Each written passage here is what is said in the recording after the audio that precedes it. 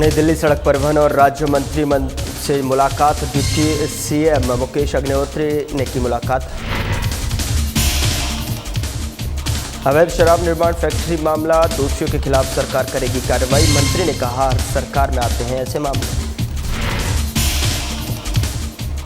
भारतीय डाक फेडरेशन की सोलन में बैठक। भारतीय डाक फेडरेशन पदाधिकारी करेंगे आयोजन। कर्मचारियों की समस्याओं पर होगी गहन चर्चा।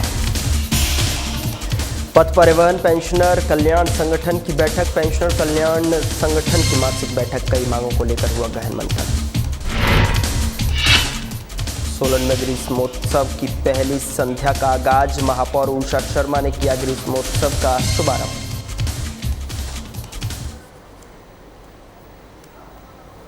नमस्कार, मैं हूं आपके साथ गौरव राजेंद्र। बुलेटिन की शुरुआत करते हैं। नई दिल्ली में उप मुख्यमंत्री मुकेश अग्निहोत्री ने सड़क परिवहन और राज्य मार्ग मंत्री नितिन गडकरी से मुलाकात की है। इस दौरान डिप्टी सीएम ने प्रदेश के विभिन्न विकासात्मक कार्यों से संबंधित अनुदान जैसे विषयों पर चर्चा की। इस दौरान deputy CM all India taxi permit की वैधता अवधि 12 से 15 वर्ष करने की आग्रह किया, जिसमें केंद्रीय मंत्री ने हिमाचल के आग्रह को तर्कसंगत मानते हुए आदेश जारी किए।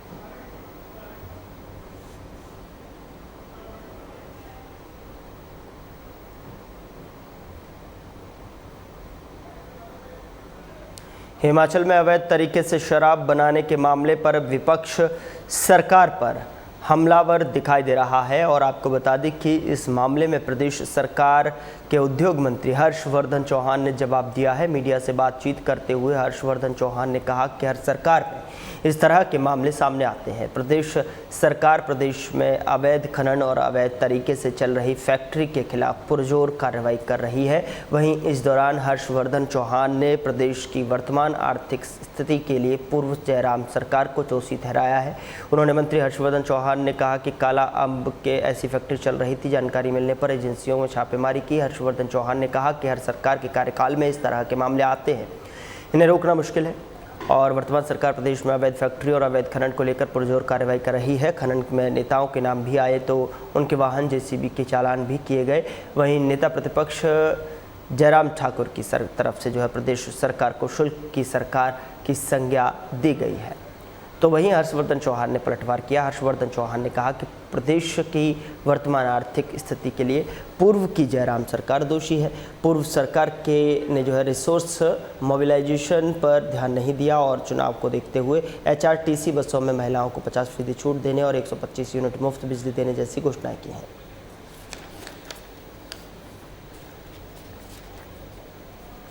है कि इंडस्ट्रियल यूनिट बंद होना एक नॉर्मल रूटीन का काम होता है। अब जो आप यूनिट जिनके जिक्र कर रहे हैं वो मेरे ध्यान में भी आए और मैंने भी उनके जो हेड्स है उनसे हमने बात की है। कुछ यूनिट्स का तो ये कहना है कि हमारे को जो हमारी जो प्रोडक्शन है, हमारी जो कंजम्पशन है, जैसे उनकी प्रोडक्ट मार्केटिंग करते हैं, उसकी डिमांड कम हो गई है। अब इंडस्ट्री को हम सिर्फ फैसिलिटेट करते हैं, हम इंडस्ट्री को ज़बरदस्ती चला नहीं सकते। अब इंडस्ट्रियलिस्ट अपने पैसा इन्वेस्ट करके उपयोग लगाता है। जब उसको ऐसा लगता है कि मेरे यूनिट में कोई घाटा हो रहा है या मैं चलाने में असमर्थ हूँ तो वो बंद कर देता है। ये एक नॉर्मल प्रक्रिया है। और कई बार क्या होता है कि उनको फाइनेंशियल प्रॉब्लम हो गई, कहीं से उनकी पेमेंट नहीं हुई, फाइनेंशियल प्रॉब्लम होगी, या उन्होंने टेक्नोलॉजी अपडेट करनी है, तो उस वजह से भी यूनिट जो है समय समय पर बंद होते हैं। रूप से हर सरकार में इस तरह की घटनाएँ जिसका जिक्र आप कर रहे हैं कि शराब की फैक्ट्री में इलीगल काम हो रहा है या इलीगल रूप से माइनिंग प्रदेश के अलग अलग हिस्सों में हो रही है, निश्चित रूप से ये होती है। कोई भी सरकार कम्प्लीटली 100% इन चीज़ों को नहीं रोक सकती है। अब जिस शराब की दुकान, शराब की फैक्ट्री की आप जिक्र कर रहे हैं वो कालेआम की फैक्ट्री है और हमारे एक्साइज एंड टैक्सेशन डिपार्टमेंट को जब जानकारी मिली कि वो शराब की फैक्ट्री में इलीगल जो है वो शराब बनती है, लेबल बनते हैं और दूसरी कंपनीज़ के नाम के सैंपल्स बना करके और लेबल चिपका करके बेचा जाता है, तो एक्साइज एंड टैक्सेशन उनकी जो टीम है उन्होंने वहाँ पे छापा मारा, कब्ज़ा किया, सारा रिकॉर्ड अपने हाथ में लिया और FIR लॉन्च किए और कानून जो है वो अपना काम करेगा। हिमाचल प्रदेश में चाहे इलीगल माइनिंग है, चाहे शराब है, चाहे लकड़ी है, चाहे तस्करी है, इसमें जो भी इलीगल काम करेगा उसके अगेंस्ट जो है सरकार जो है वो कार्रवाई करेगी।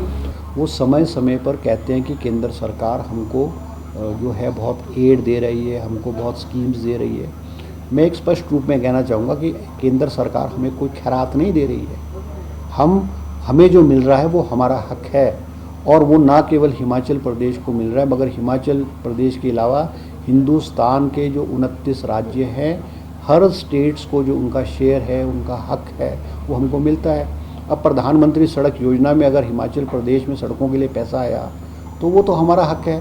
हमको प्रधानमंत्री आवास योजना है, प्रधानमंत्री सड़क योजना है, या मनरेगा है, या और जो केंद्र स्पॉन्सर्ड स्कीम्स है, वो कोई ऐसा थोड़ी कि जब से केंद्र में भाजपा की सरकार आई तभी मिलता था, उससे पहले हमको नहीं मिलता था। ये एक सेट पैटर्न है जो हर स्टेट को मिलता है। हम बीजेपी के लोगों से ये पूछना चाहते हैं, आपने हिमाचल प्रदेश को हमारा जो हक है, हमारे जो राइट्स हैं, चाहे किसी भी स्कीम है, उसके अलावा एक नया पैसे की scheme over and above the sanctioned and normal schemes के अलावा इन्होंने हमें दिलाया? भारतीय डाक फेडरेशन के सचिव अनंत कुमार ने बताया कि 5 से 6 जुलाई को सोलन में भारतीय डाक फेडरेशन का एक सम्मेलन आयोजित किया जाएगा, जिसमें देश भर से डाक विभाग के कर्मचारी भाग लेंगे। उनकी समस्याओं को सुना जाएगा ताकि उनकी समस्याओं को उचित पटल पर रखकर सबका निपटारा किया जा सके।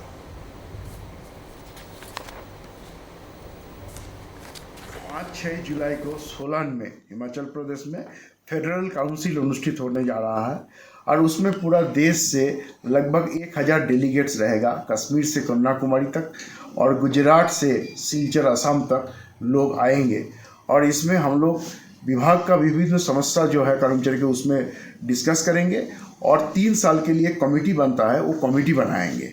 8 पे कमीशन बड़ा मुद्दा है, और CGHS हेल्थ स्कीम के लिए बड़ा मुद्दा, ये 2 मुद्दा तो चर्चा होगा, उसका साथ साथ बाकी विषय भी चर्चा होगा।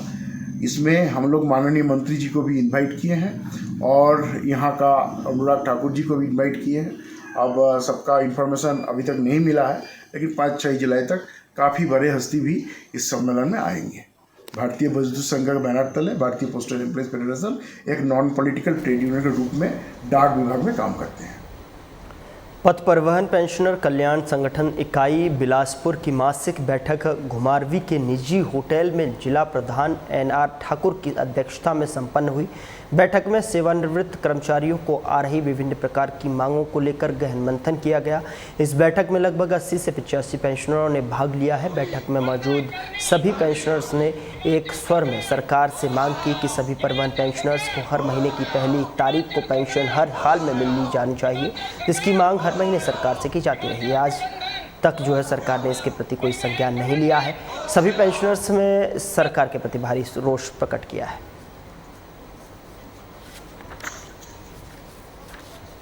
जिसमें हमने बहुत अपनी पुरानी मांगों को दोबारा जागृत किया है। हमारी विशेष ही तौर पर मांग रहती है कि हमारी जो पेंशन है वो 1 तारीख को पड़े। दूसरा हमारा ये रहता है कि 2024 जनवरी 2024 से आज तक जितने भी हमारे लोग रिटायर हुए हैं, उनको तो ना तो उनका कोई अपना ही पैसा मिला, और ना ही 1 साल से उनको सरकार पेंशन दे रही है।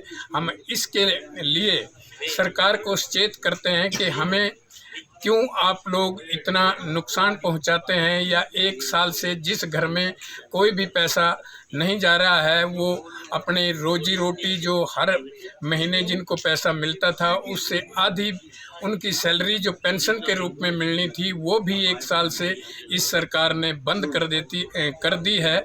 इसका हम विरोध करते हैं, और हम सरकार से ये कामना करते हैं, ये गुजारिश करते हैं कि आप जल्दी से जल्दी जैसे भी हो सके, जितना जल्दी हो सके, उन लोगों को पेंशन का लगाने का सारा इंतजाम करें।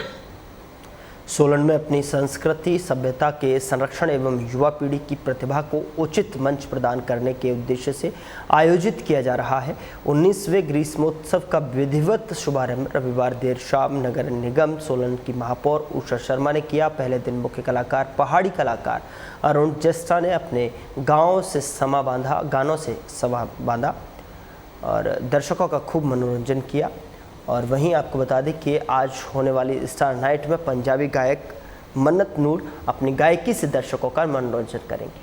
इसके अलावा कई और कलाकार भी लोगों का मनोरंजन करेंगे। पहली सांस्कृतिक संध्या में बतौर मुख्य अतिथि उपस्थित नगर निगम महापौर उषा शर्मा ने आयोजकों को बधाई देते हुए कहा कि इस तरह के आयोजनों से जहां युवाओं सहित सभी का मनोरंजन होता है, वहीं दूसरी ओर युवाओं की प्रतिभा को भी उचित मंच प्रदान होता है।